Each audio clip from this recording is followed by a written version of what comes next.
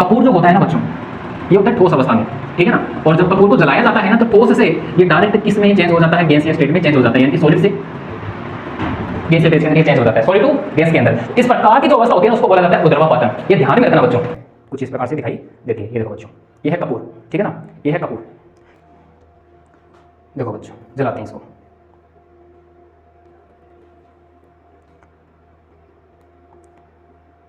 देखो बच्चों, कपूर को मैंने जलाया और जलाने के बाद ये सॉलिड से ये वेपर में डायरेक्ट कन्वर्ट हो रहा है। देखो वेपर में, देखो इसकी फ्लेम आपको दिख रही होगी, आई होप इसकी फ्लेम जो है वो आपको दिख रही होगी। इसकी जो लिक्विड फेज है वो नहीं बन रही, आप देख सकते हैं। डायरेक्ट ये सॉलिड से ये वेपर यानी कि गैस अवस्था में बदल रहा है। इसकी दो स्टेट होती है, जिसको अपने बोलते हैं सब्लिमेशन यानी कि ऊर्ध्वापातन कहते हैं। हेलो स्टूडेंट्स, स्वागत है आपका इस केमिस्ट्री क्लासेस के अंदर। कैसे हैं आप सभी? आई होप सब बढ़िया होंगे। आज का लेक्चर है बच्चों थर्ड। ये थर्ड लेक्चर क्लास 12th और चैप्टर चल रहा है अपना सॉल्यूशन यानी कि विलियन। इससे पहले दो लेक्चर अपने कंप्लीट हो चुके हैं। दोनों लेक्चर के अंदर बहुत अच्छे से अपने सॉल्यूशन के बारे में पढ़ा था हमने, सॉल्यूशन के बारे में पढ़ा हमने, यानी कि विलियन क्या होता है। उसके बाद में विलय की मात्रा के आधार पर वर्गीकरण अपने पढ़े थे, ठीक है ना। कुछ एक्सपेरिमेंट वगैरह भी किए थे, काफ़ी बच्चों को पसंद भी आए थे वो, ठीक है ना। तो देखो बच्चों, लेक्चर नंबर 3 पे चलते हैं। इसके अंदर क्या अपने पढ़ने वाले हैं, तो इसमें अपने पढ़ने वाले हैं विलियन की भौतिक अवस्था के आधार पर वर्गीकरण पढ़ने वाले हैं, ठीक है ना। भौतिक अवस्था सभी बच्चों को पता है कि कोई भी जो सॉल्यूशन होता है उसकी 3 अवस्थाएं होती है। कौन कौन सी होती है? ठोस, द्रव और गैस। 3 अवस्थाएं होती है। कौन कौन सी? ठोस यानी कि सॉलिड, द्रव लिक्विड और गैस, 3 अवस्थाएं होती है, ठीक है ना बच्चों। इन तीनों अवस्थाओं के बारे में अपने पढ़ने वाले हैं। और आपको ये भी पता है कि जो विलयन होता है वो विलय और विलायक से मिलकर बना हुआ होता है, यानी कि सॉलिड प्लस में सॉल्वेंट का जो मिश्रण होता है, मिक्सचर होता है, उससे मिलकर बना हुआ होता है, ठीक है बच्चों। चलिएगा स्टार्ट करते हैं। यहाँ पर क्या चीज़ें इंपॉर्टेंट है? वैसे बच्चों सारा का सारा जो पार्ट है ये इंपॉर्टेंट है विलयन की भौतिक अवस्था के आधार पर, यानी कि on the basis of physical state, ठीक है ना, यानी सॉल्यूशन। ये वाला काफ़ी इंपॉर्टेंट पार्ट है, वेरी वेरी इंपॉर्टेंट है। एक क्वेश्चन यहाँ से पक्का बनेगा। इस बार 2024 के अंदर भी यहाँ से क्वेश्चन बना हुआ था। यहाँ से क्वेश्चन बना था अमलगम से, सोडियम के अमलगम से यहाँ से क्वेश्चन बना हुआ था, ठीक है ना। किस प्रकार से क्वेश्चन यहाँ से पुटअप होते हैं, किस प्रकार से आपको यहाँ से पढ़ना है, रटिफिकेशन यहाँ से नहीं करनी है, चीज़ों को समझते हुए याद रखना है, ठीक है ना। चलो बच्चों, सबसे पहले समझते हैं कि विलयन के प्रकार। तो देखो विलयन के 3 अपने टाइप पढ़ेंगे, 3 इसमें प्रकार पढ़ेंगे। सबसे पहले गैसीय, उसके बाद में पढ़ेंगे लिक्विड, उसके बाद में पढ़ेंगे ठोस विलयन। 3 प्रकार पढ़ेंगे, ठीक है। उसके बाद में देखो एग्जाम्पल से सबसे ज़्यादा क्वेश्चन पूछे जाते हैं जी, एग्जाम्पल से क्वेश्चन पूछे जाते हैं। एग्जाम्पल से कैसे क्वेश्चन पूछे जाते हैं? जैसे कि अगर मैं यहाँ पे बोल दूँ कि ऑक्सीजन और नाइट्रोजन का जो मिश्रण है, इसमें ऑक्सीजन और नाइट्रोजन जो है ये कौन सी अवस्था होती है, मतलब कौन सी फेज़ है ये। ऑक्सीजन गैसीय फेज़ होती है, नाइट्रोजन भी कौन सी फेज़ होती है? गैसीय फेज़ होती है। तो पहला क्वेश्चन यहाँ से पुटअप होता है, ठीक है ना। अब इसके बाद में ये पूछा जा सकता है कि ऑक्सीजन और जो नाइट्रोजन है इसमें विलय कौन सा होता है और विलायक कौन सा होता है। तो आपको मैंने लेक्चर नंबर 1 के अंदर भी बताया था कि विलय और विलायक का मतलब क्या होता है, ठीक है ना। एक्सपेरिमेंट से भी मैंने समझाया था। विलायक यानी कि सॉल्वेंट का मतलब होता है जिसकी अमाउंट ज़्यादा ली जाती है, जिसकी मात्रा अधिक होती है बच्चों। और विलय का मतलब जिसकी अमाउंट कम होती है, जिसकी मात्रा कम ली जाती है, उसको बोलते हैं विलय, ठीक है। तो देखिएगा, सबसे पहले अपने बात करते हैं गैसीय विलयन की। टोटल बच्चों गैसीय विलयन, द्रव्य विलयन और ठोस विलयन। गैसीय विलयन के 3 कॉम्बिनेशन बनते हैं, इसी प्रकार से द्रव्य के, इसी प्रकार से ठोस के। तो टोटल 9 कॉम्बिनेशन बनते हैं, 9 प्रकार के सॉल्यूशन बनेंगे। इन 9 के 9 टाइप्स के आपको एग्जाम्पल ढंग से समझने हैं। अगर एग्जाम्पल ढंग से समझ में आ गया तो टाइप तो बच्चों चुटकियों का खेल है, ठीक है। चलो सबसे पहले देखते हैं कि O2 और N2 का मिश्रण। इसमें ऑक्सीजन और नाइट्रोजन दोनों की दोनों गैसीय अवस्था में होती है। अब इसमें से कौन सा विलय और कौन सा विलायक होता है? सोचो सबसे पहले ऑक्सीजन और नाइट्रोजन वातावरण यानी कि एटमॉस्फेयर में सबसे ज़्यादा किसकी अमाउंट होती है, ऑक्सीजन की या नाइट्रोजन की? तो आप बोलोगे कि सर नाइट्रोजन की होती है, 79% होती है, ठीक है। तो नाइट्रोजन यहाँ पे क्या हो गया, अमाउंट ज़्यादा है, तो दैट इज़ ये विलायक है।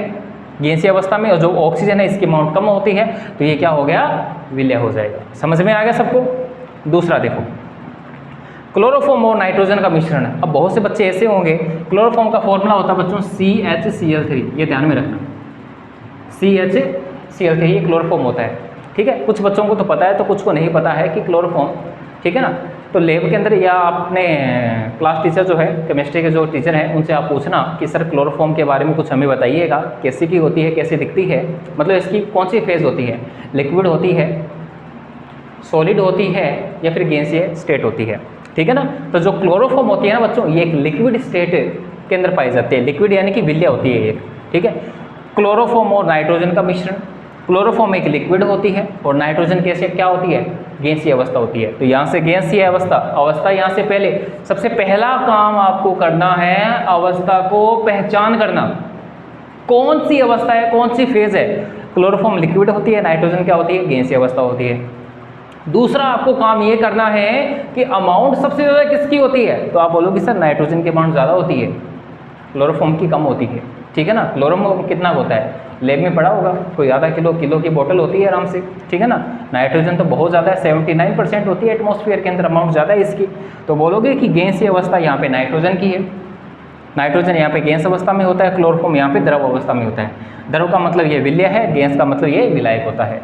नेक्स्ट, धुआं यानी कि स्मोक है, और कपूर का नाइट्रोजन के साथ में मिश्रण, कपूर का नाइट्रोजन के साथ में मिश्रण। अच्छा ये बताओ कि नाइट्रोजन क्या होती है, आप बोलोगे सर गैस अवस्था होती है।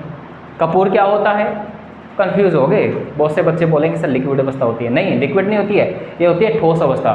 ठोस अवस्था मतलब ये होती है सॉलिड स्टेट, तो ये सॉलिड है और ये वाली कौन सी है, गैसीय स्टेट है, ठीक है। तो गैस यहाँ पे हो गया विलायक, और कपूर यहाँ पे ठोस अवस्था में होता है, तो ये क्या हो गया, विलय हो गया, ठीक है ना। स्मोक है, स्मोक यानी कि क्या होता है, किसी भी वुड या लकड़ी से स्मोक निकलती है, तो वो भी क्या है कि सॉलिड अवस्था में, भी ठोस अवस्था में होगी, ठीक है ना। कपूर जैसे कि घरों के अंदर अपने कोई हवन वगैरह करवाते हैं, ठीक है ना, तो उसमें सबसे ज़्यादा इस्तेमाल में लिया जाता है। छोटी छोटी पुड़ियाँ आती है, आपको दिखाता हूँ बच्चों, देखो मैं आपके लिए एक एक्सपेरिमेंट भी यहाँ पे करेंगे, ठीक है ना। छोटा सा एक एक्सपेरिमेंट भी यहाँ पे करेंगे कपूर के साथ में। इस प्रकार की टिक्कियाँ आती है कपूर की, देख सकते हो, ठीक है ना। ये इसके साथ में एक्सपेरिमेंट भी करेंगे। कपूर जो होता है अपने इस एटमॉस्फेयर के लिए काफ़ी लाभदायक होता है, इस एटमॉस्फेयर को प्योर करता है, ठीक है ना। इस एटमॉस्फेयर के अंदर जितने भी जो ये पॉल्यूटेड यानी कि प्रदूषित जितनी भी हवा है उसको शुद्ध करता है, प्योर करता है, ठीक है। चलो यहाँ पे कपूर का नाइट्रोजन के साथ में मिश्रण, आपको एक चीज़ यहाँ पे ध्यान में रखनी है। कपूर जो होता है ना बच्चों, ये होता है ठोस अवस्था में, ठीक है ना। और जब कपूर को जलाया जाता है ना, तो ठोस से ये डायरेक्ट किस में चेंज हो जाता है, गैसीय स्टेट में चेंज हो जाता है, यानी कि सॉलिड से गैसीय फेज के अंदर ये चेंज हो जाता है, सॉलिड टू गैस के अंदर।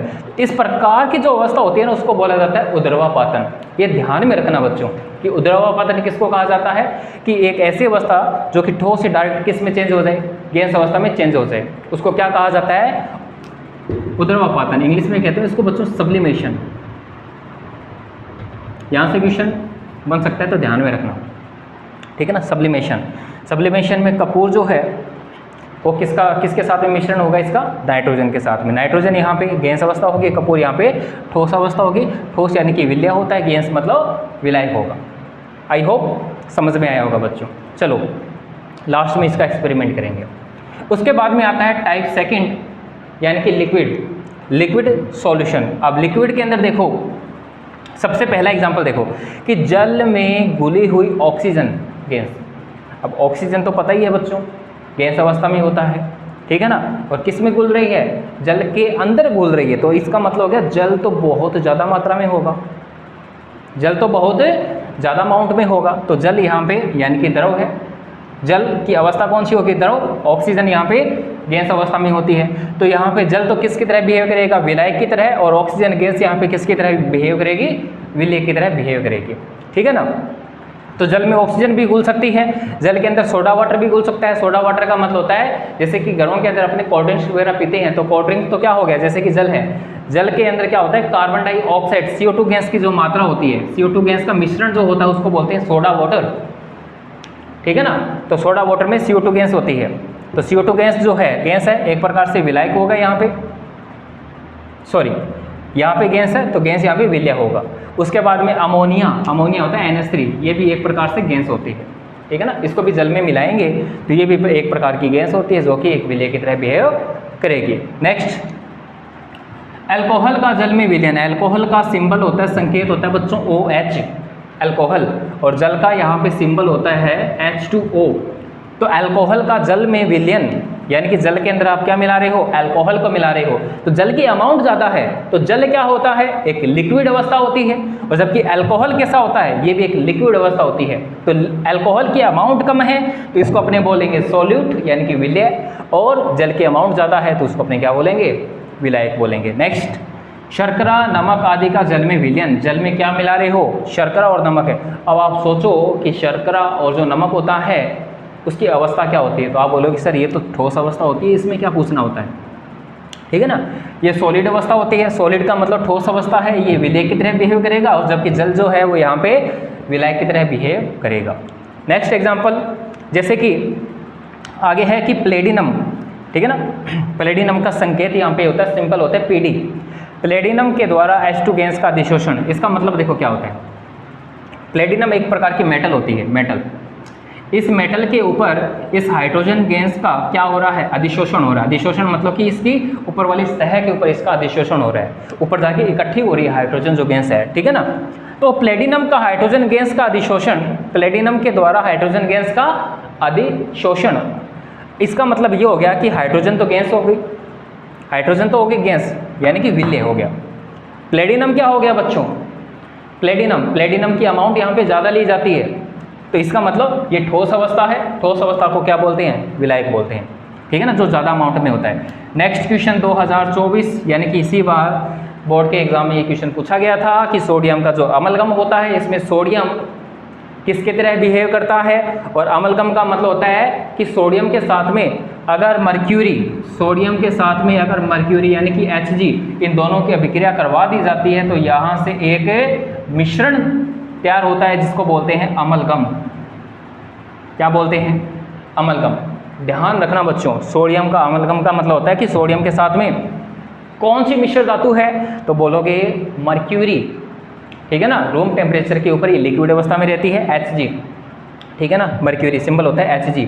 अब इसमें जो मर्क्यूरी होती है ये क्या होती है, ये होती है लिक्विड स्टेट के अंदर, ये मेटल है फिर भी ये लिक्विड स्टेट में रहती है, ये लिक्विड स्टेट। लिक्विड स्टेट का मतलब यहाँ पे विलय है, और सोडियम क्या होता है, ठोस अवस्था में होता है, सॉलिड फेज के अंदर होता है, तो ठोस का मतलब ये क्या हो गया, विलायक हो गया, ठीक है ना बच्चों। यहाँ से क्वेश्चन बनाते हैं इस बार। नेक्स्ट देखो, तांबा और सोने का मिश्रण। तांबा और सोना दोनों के दोनों ठोस होते हैं, ठीक है ना। ठोस मतलब कि अब इसमें एक तो विलय होगा और दूसरा होगा विलायक, ठीक है ना। तो तांबा और सोना, सोना की अमाउंट थोड़ी कम रहती है और तांबे की अमाउंट थोड़ी ज़्यादा रहती है, तो ठोस इसमें तांबा हो जाएगा, और सोना यहाँ पे जो ठोस है वो ये विलय की तरह बिहेव करेगा। अगला है कॉपर और जिंक का मिश्रण। कॉपर और जिंक का मिश्रण, इसको बोलते हैं एलॉयज। एलॉयज का मतलब होता है मिश्र धातु। मिश्र धातु है कॉपर और जिंक, और यहाँ से पूछा जा सकता है कि जो पित्तल होता है, पित्तल, ठीक है ना, ब्रास जिसको बोलते हैं, ब्रास, जो पित्तल होता है वो एक तो कॉपर और एक होता है जिंक का मिश्रण होता है। ये ध्यान में रखना, कॉपर प्लस में जिंक का मिश्रण होता है पित्तल, कॉपर और जिंक का मिश्रण होता है पित्तल, ठीक है ना। कॉपर भी यहाँ पे ठोस होगी और जिंक भी यहाँ पे ठोस अवस्था में होगी। ध्यान रखना, पक्का क्वेश्चन यहाँ से बन सकता है। इस बार जो क्वेश्चन बनने के जो चांसेस हैं मैं आपको बता देता हूँ, जिसमें स्टेट जो है अवस्था सेम रहेगी उस वहाँ से क्वेश्चन ज़्यादा पूछने के चांसेस है।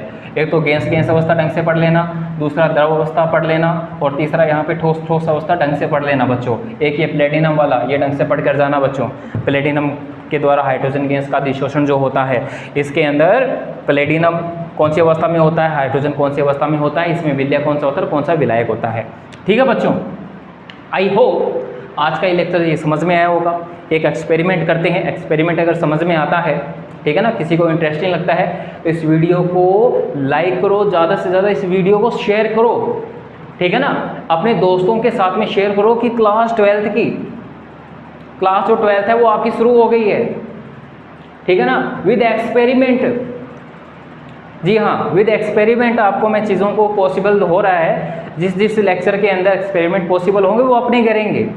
तो जितने भी स्टूडेंट्स हैं उनको आप शेयर कीजिएगा, उनको बताइएगा, इन्फॉर्मेशन दीजिएगा। क्लास 12th जो है वो स्टार्ट हो गई है। इसके अंदर बहुत से ऐसे क्वेश्चंस जो हैं जो इस बार आए हैं, जो पुराने प्रीवियस ईयर एग्जाम में जितने भी क्वेश्चंस बने हुए हैं वो सारे के सारे अपन डिस्कशन करेंगे इस चैप्टर के साथ साथ में, ठीक है ना, ताकि आपको साथ में पता चलता रहे कि क्वेश्चन कहाँ से आ रहा है, कैसे आंसर उसका देना है और कैसे उसका आंसर नहीं देना है।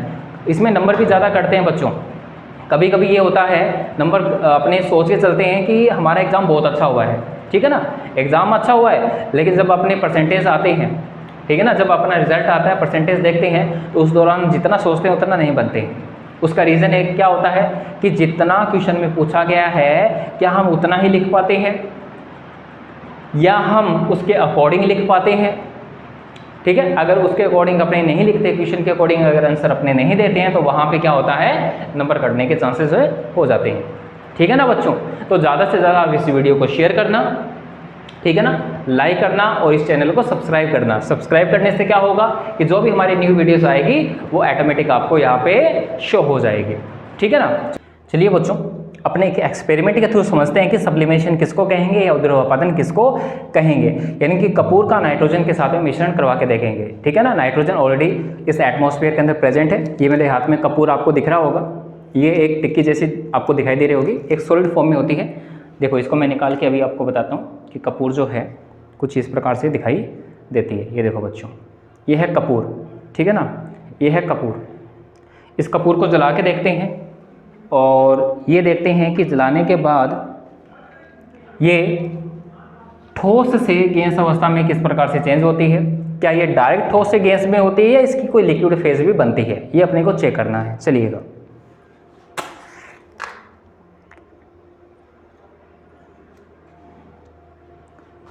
देखो बच्चों, जलाते हैं इसको।